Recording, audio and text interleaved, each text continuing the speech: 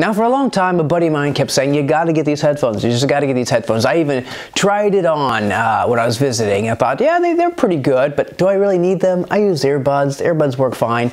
But you know, where I work, there's a lot of conversations, and they go on like all around you, and then there's the AC unit. There's just a lot of noise, and I'm trying to actually do some programming. So earbuds actually didn't really do the trick for me, and I'm thinking, this could be kind of useful just to be in my own little world. I'm not really like to isolate myself that much, but when I'm working, I like to be able to think and not have all these conversations going on. So anyway, short story long, I decided to get the best of the best. Maybe there are better brands, but the MX1000 MX3. Now, has anyone else in the world reviewed these? Yes, about 1 billion. And that's how before I buy, I review. So yes, I know there's a lot of reviews out there on these things, and you can go find specs and decibel levels and acoustics and frequencies and flux capacitors and all that kind of stuff.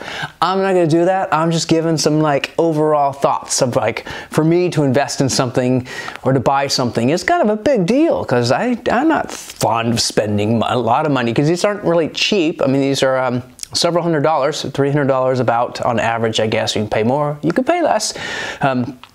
So how do they work? Well, you know, they're headphones. You put them on your head, and they're pretty comfortable. There's a bit of weight to them. I mean, it's not terrible, but I mean, when you're used to earbuds having almost zero weight, yeah, these things, but you're already holding up about 9 pounds, so what's an extra half a pound?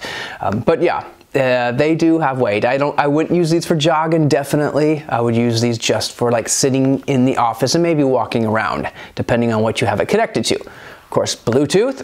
If you have it on your phone's with you, you can go anywhere.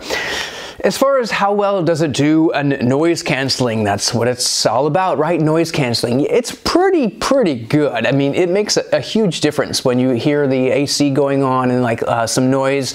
All of a sudden you put it on, and when you hit the switch to power it up, it like everything else just kind of dies away and goes silent. Now, mostly it doesn't. I mean, I think this expectation is just going to make it absolute silence. No, not really. I mean, it can reduce it. If someone's having a conversation right next to you, it's not going away completely, but it is severely reduced.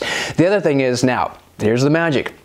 Use the noise canceling and then just play some music or something like that. Once you got that music going, then you're pretty much drowning everything else out. And if that's not working, turn it up. You don't have to go to deafening levels to tune everyone else out, and that's the kind of cool thing about it. So that's what I really like. It has controls on the side, up, down, left, right. They're kind of invisible, so it's by swipe, which that's kind of good, but it's hard to know like which way to kind of swipe on your ear and if your head's turned. So that part I'm not really terribly fond of, but I actually don't use that very much. Maybe up and down for volume, I guess, a little. You can cover the ear entirely to like turn these things off and like listen to the sound again. The bad side of that is sometimes when you're covering, you're not covering completely and you're doing a little swiping, so it's not the most accurate way to control something. The buttons are buttons. They work a lot better, but it kind of makes it, it's kind of a cool factor, but not totally necessary, and I don't know if I really think that's the best way to go. But again, the battery, I guess, is supposed to last 30 hours. They definitely last a full day of work, maybe several days of work before I start hearing I gotta charge it up again.